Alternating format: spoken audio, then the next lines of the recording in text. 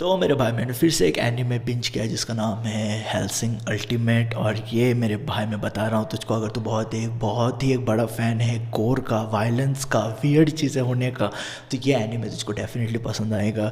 ये एनीमे के बारे में मुझे लगता है कि कई सारे लोगों ने सुना रहेगा, बहुत सारे लोगों ने देखा रहेगा, क्योंकि ये रिसेंट का एनीमे नहीं है, ये 2006-2007 में आया था।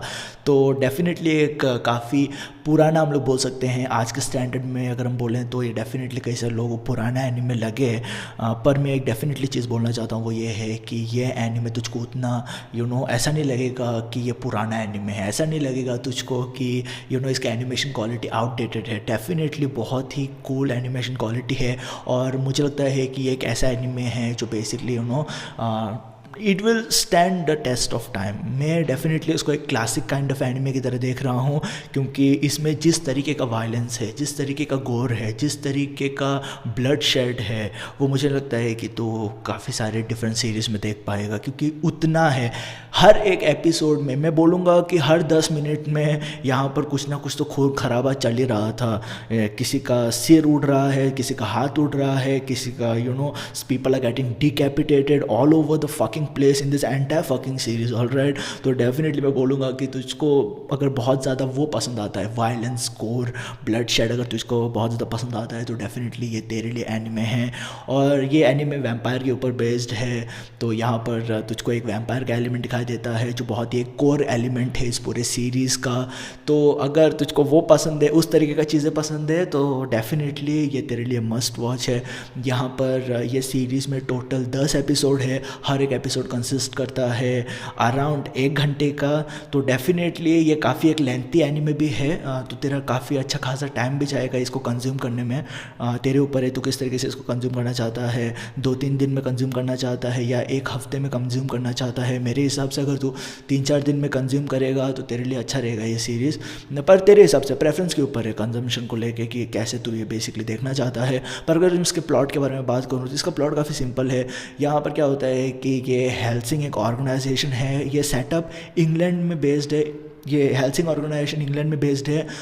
तो ये हेल्सिंग ऑर्गेनाइजेशन काफ़ी लंबे समय से मदद करते आया है, बहुत ज़्यादा मदद करते आया है ब्रिटेन को सुपर नेचुरल एलिमेंट को भगाने के लिए, सुपर नेचुरल एलिमेंट के साथ फाइट करने के लिए। और ये हेल्सिंग ऑर्गेनाइजेशन में जो मेन हेड है उसके पास एक वैम्पायर है जिसका नाम है आलूकार्ड। और मैं बता रहा हूँ भाई, ये एक ख़तरनाक वैम्पायर है। इस तरीके का डिपिक्शन वैम्पायर को लेके मुझे नहीं लगता है कि कोई भी फिक्शन में उन लोगों ने किया है। रिसेंट के भी फिक्शन में मैं बता रहा हूँ तुझको, इस तरीके का डिपिक्शन वैम्पायर को लेके बहुत डिफ़िकल्ट है पुल ऑफ करने के लिए। यहाँ पर वैम्पायर इंसेन लेवल का था, ठीक है। ये one of the most coolest depiction है, if not the coolest depiction है पूरे एनिमे एनिमे और मांगा हिस्ट्री में वैम्पायर को लेके। मुझको ये बहुत ही बड़ा स्टेटमेंट है, पर मेरे को लगता है कि इस तरीके का डेफिनेटली तुझको और कोई बैड एस बंदा दिखाई नहीं देने वाला है जब बात करते हैं वैम्पायर को लेके।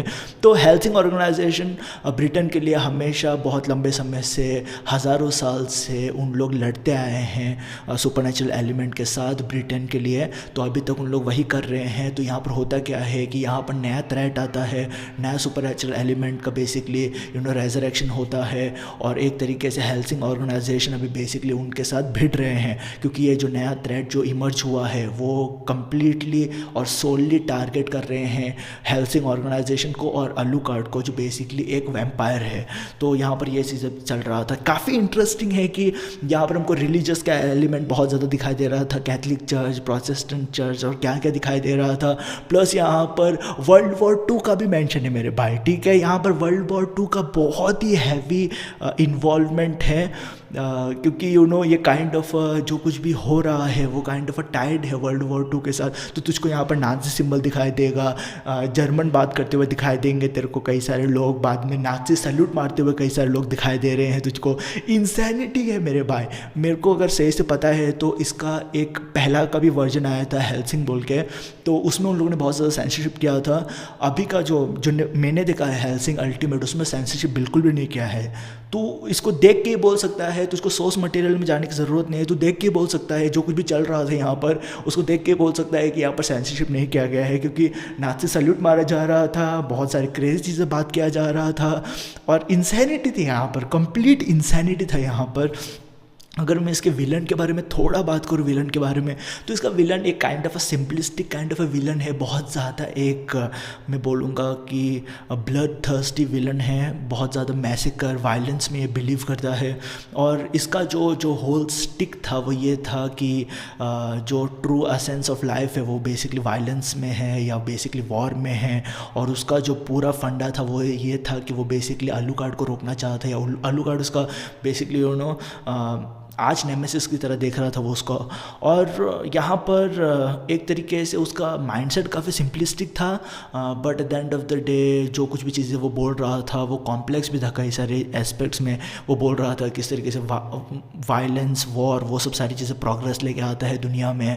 और उसका कम्प्लीटली अलग ही चीज़ था यार, बंदे का अलग ही चीज़ था। बंदा विलन ही इंसेन लेवल का था, स्ट्रॉन्ग नहीं था विलन इन अ सेंस कि वो मतलब फाइटर नहीं है, वो मतलब सब सारी चीज़ें पीछे से चलाने वाला बंदा है। और उसका जिस तरीके से स्टोरी कंक्लूड हुआ है वो काफ़ी फैसिनेटिंग था। अब हालांकि मैं बोलूँगा कि हाँ, हम लोग ऑन ए इंडिविजुअल बेसिस पे स्टोरी को प्रोग्रेस करके प्लॉट को मूव कर रहे थे, और towards the end of the series plot अच्छी तरीके से वाइंड अप भी होता है, पर जिसको सब सारी चीज़ें नहीं पता चलेगा यहाँ पर अच्छे तरीके से। ये पूरी सीरीज़ के बारे में कई सारे दिमाग में तेरे क्वेश्चंस रहेंगे, आलूकार्ड को ही लेके तो और भी ज़्यादा जानना चाहेगा, उसके टाइमलाइन को लेके और भी ज़्यादा जानना चाहेगा, उसकी ज़िंदगी के बारे में और भी ज़्यादा जानना चाहेगा। हाँ, हमको कई सारी चीज़ें इस एनिमे में दिखाई दिया है कि किस तरीके से वो वैम्पायर में बदला, किस तरीके से क्या हुआ उसके साथ, क्या मेरे को एक मोमेंट पे बज़क का याद आ गया था यार। रेप का भी सीन है यहाँ पर, नेक्रोफिलिया का भी सीन है यहाँ पर, अब्यूज़ का सीन है यहाँ पर। अगर तुझको नेक्रोफिलिया पता नहीं है तो तू जाके टाइप कर सकता है गूगल पे। तो certain scenes were very difficult to digest, देखने के लिए काफ़ी थोड़ा मोमेंट लग रहा था देखने के लिए कि भाई मेरे ये क्या है भाई, बकचोदी, नेक्स्ट लेवल का बकचोदी, तो ऐसा बोल सकता है। बट हाँ, अगर हम बात करते हैं प्लॉट के बारे में तो प्लॉट कंक्लूड होता है अच्छे तरीके से, but at the end of the day there are lot of questions that needs to be addressed. और ऐसा मेरे को लगता है कि यहाँ पर जेन्युइन एफर्ट भी नहीं था कि वो सब सारी चीज़ें के ऊपर एक्स्ट्राप्लेट करना चाहते थे। वो मुझे लगता है कि उनका बेसिकली पॉइंट भी नहीं था।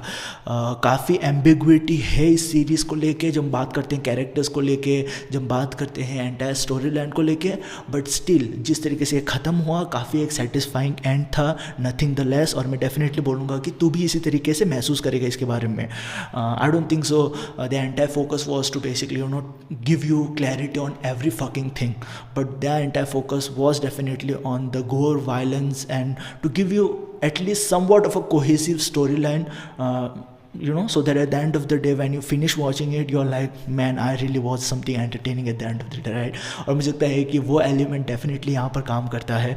और एक बात ये भी है कि ये एनिमे में उन लोग कोशिश कर रहे थे फ़नी सीन डालने के लिए, पर वो फ़नी सीन उतनी अच्छी तरीके से लैंड नहीं कर पाए हैं, ये मैं डेफिनेटली बोलूँगा।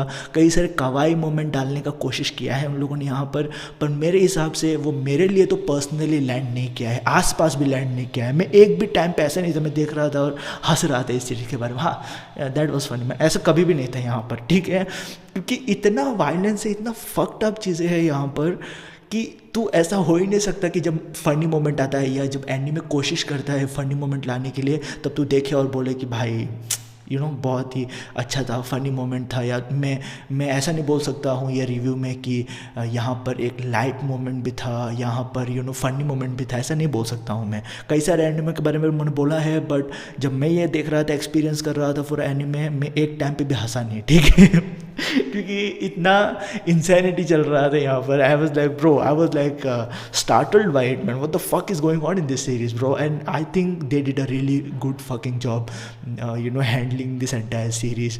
और मेरे हिसाब से ये इसके पास पोटेंशियल है कि ये क्लासिक में, मुझे पता नहीं अगर लोग इसको क्लासिक में गिनेंगे कि नहीं, पर जिस तरीके से इसका एनिमेशन क्वालिटी है, अगर अभी का भी कोई बंदा देखता है, जो बंदा बेसिकली यूज्ड टू है Kimetsu no Yaiba, Jujutsu Kaisen, Tokyo Revengers, और बाद में अटैक ऑन टाइटन, बाद में और जो कुछ भी ये बंदे देखते हैं, रिसेंट के जो एनिमे सीरीज़ है जो आए हैं, जो लोग बंदे देखते हैं और उनको एनिमेशन क्वालिटी बहुत ज़्यादा टॉप नॉच चाहिए, तो वो भी डाइजेस्ट कर सकते हैं ये 2006-2007 का अडेप्टेशन हेल्सिंग अल्टीमेट का। क्योंकि it is fucking good, all right? It's that fucking good, right? And I think that further down the line as well, no matter how much the animation quality improves, the the quality for the animation improves in the entire fucking industry, I still believe that this will stand the test of time as to how much grotesque violence, abuse, rape, all those kind of nasty things that are present in the series. I think that will surprise the audience in the future as well. I don't think so it will deteriorate according to the time, मेरे को नहीं लगता है. तो हाँ, ये सब सारी चीज़ें. और एक मोमेंट में जाते जाते ज़रूर बोलना चाहता हूँ. एक मोमेंट था यहाँ पर जहाँ पर एक कैरेक्टर का डेथ होता है, ठीक है, और वो कैरेक्टर उतना सिग्निफिकेंट भी नहीं था. सिग्निफिकेंट इन द सेंस कि हाँ सिग्निफिकेंट था वो, बट यहाँ पर क्या होता है कि उस कैरेक्टर की जब डेथ हो रहा था, मेरे को मतलब ऐसे समझ में ही नहीं आया कि I really cared for the character. मैं मतलब उतना इन्वेस्टेड भी नहीं था कैरेक्टर में, पर जिस तरीके से उन लोगों ने उसके ये बंदे के डेथ को पुल ऑफ किया, ये मर्सनरी रहता है. मैं भी जब तू जाके देखे बाद में आए फिर से इस वीडियो के ऊपर तेरे को लेके कि हाँ सही बोल रहा था, मर्सनरी रहता है और उसको डेथ हो जाता है. And I was like bro what the fuck man. जिस तरीके से इतने शॉर्ट टाइम में उन लोगों ने उसके बैक स्टोरी को डाला, एनवायरनमेंट काइंड ऑफ सपोर्ट कर रहा था, जिस हालात में था वो सब सारी चीज़ें, मुझे लगता है कि कहीं ना कहीं सिर्फ 20-30 मिनट में, सिर्फ लाइक 20-30 मिनट्स में ही like it made me emotional man. I never cared for the character but the way they handled it was pretty insane in my opinion. हाँ, तो वो भी एक अच्छी बात था यार. डेफिनेटली तुझको ये एनिमे एक्सपीरियंस करना चाहिए. मेरा तो मानना ये है कि ज़रूर तुझको देखना चाहिए एनिमे. और अगर तू फर्स्ट टाइम देख रहा है तो ये तेरे को हमेशा मेरे हिसाब से तुझे डेफिनेटली सरप्राइज़ करेगा. अगर तूने देखा है इसको ऑलरेडी तो तेरा क्या ओपिनियन है इसके बारे में मेरे को डेफिनेटली बताना कमेंट सेक्शन में कमेंट करके. ये नेटफ्लिक्स पे अवेलेबल है बाय द वे, अगर तेरे पास अकाउंट देख सकता है, नहीं तो पायरेट करके देख ले. बट हाँ यार, यही सब सारी चीज़ें बात करना चाहता तो हमेशा याद रख. ये तेरा भाई VR पे. ख्याल रख अपना. पीस मेरे भाई.